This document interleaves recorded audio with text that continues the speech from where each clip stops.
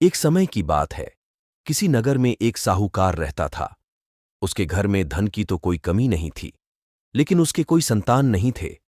इस कारण से वह बहुत दुखी रहता था। संतान प्राप्ति के लिए वह प्रति सोमवार को व्रत रखता था। वह पूरी श्रद्धा के साथ हर सोमवार को शिव मंदिर जाकर भगवान शिव और पार्वती की पूजा करता था। उसकी भक्ति से मां पार्वती एक दिन प्रसन्न हो गईं। इन्होंने भगवान शिव से उस साहूकार की मनोकामना पूर्ण करने का आग्रह किया। इस पर भगवान शिव ने कहा कि हे पार्वती, इस संसार में हर प्राणी को उसके कर्मों का फल अवश्य मिलता है।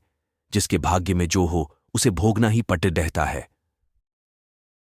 लेकिन माता पार्वती ने साहूकार की भक्ति का मान रखने के लिए भगवान शिव से एक बार फिर इच्छा जताई।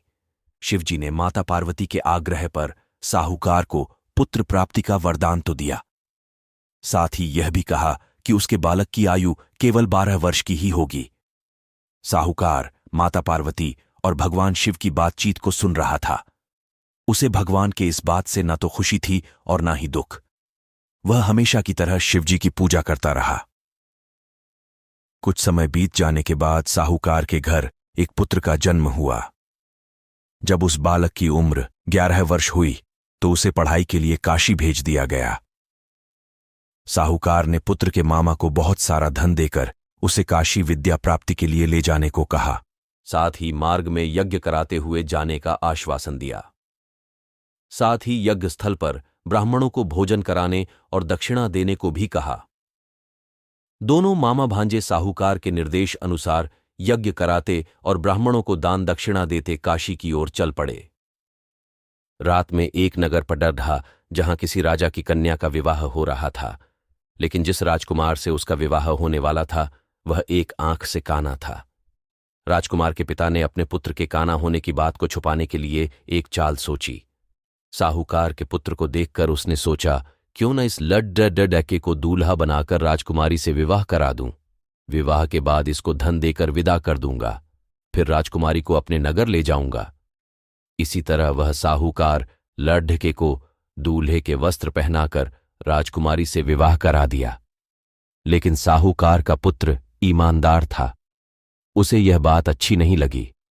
उसने मौका मिलते ही राजकुमारी की चुन्नी के पल्ले पर लिख दिया कि तुम्हारा विवाह तो मेरे साथ हुआ है, लेकिन जिस राजकुमार के साथ तुम्हें भेजा जाएगा वह एक आंख से काना है।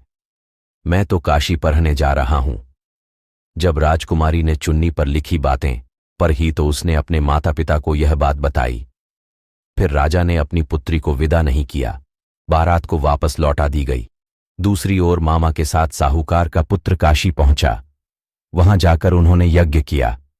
जब लड्ढके की आयु 12 साल की हुई, उसी दिन यज्ञ रखा गया। लड्ढके ने इस दौरान अपने मामा से कहा कि मेरी तबीयत कुछ ठीक नहीं लग रही है। मामा ने उसे अंदर जाकर सो जाने को कहा। शिवजी के वरदान के अनुसार कुछ ही देर में उस बालक ने प्राण निकल गए। भांजे को मृत देख उसके मामा ने विलाप शुरू कर दिया। संयोगवश उसी समय शिवजी और माता पार्वती उधर से गुजर रहे थे। पार्वती ने भगवान से कहा, स्वामी, मुझे इसके रोने के स्वर सहन नहीं हो रहे हैं। कृपा कर आप इस व्यक्ति के कष्ट को दूर करें। जब शिवजी उस मृत बालक के समीप गए तो बोले कि यह उसी साहूकार का पुत्र है जिसे मैंने 12 वर्ष की आयु का वरदान दिया था। अब इसकी आयु पूरी हो चुकी है। लेकिन मातृभाव से विभोर माता पार्वती ने कहा कि हे महादेव, कृपा कर इस बालक को और आयु देने की, अन्यथा इसके वियोग में तड़हप तड़हप कर इसके माता पिता भी मर जाएंगे। माता पार्वती के इतने आग्रह पर भगवान शिव ने बालक को जीवित होने का वरदान दिया। शिवजी की कृपा से उस लड़के का पुनः जन्म हुआ। इस तरह शिक्षा समाप्त कर लड़का मामा के साथ अपने नगर की ओर वापस निकल पड़ा।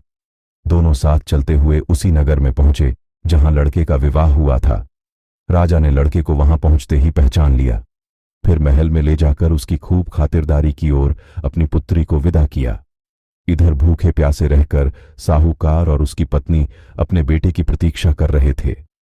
उन्होंने अपने बेटे की मृत्यु का समाचार मिलने पर स्वयं प्राण त्याग देने का प्रण कर रखा, परंतु अपने बेटे के जीवित होने का समाचार पाकर वह बेहद प्रसन्न थे। उसी रात भगवान शिव ने साहूकार के स्वप्न में आकर कहा, हे श्रेष्ठी, मैंने तेरे सोमवार के व्रत करने और व्रत कथा सुनने से प्रसन्न होकर तेरे पुत्र को लंबी आयु का वरदान से दिया है।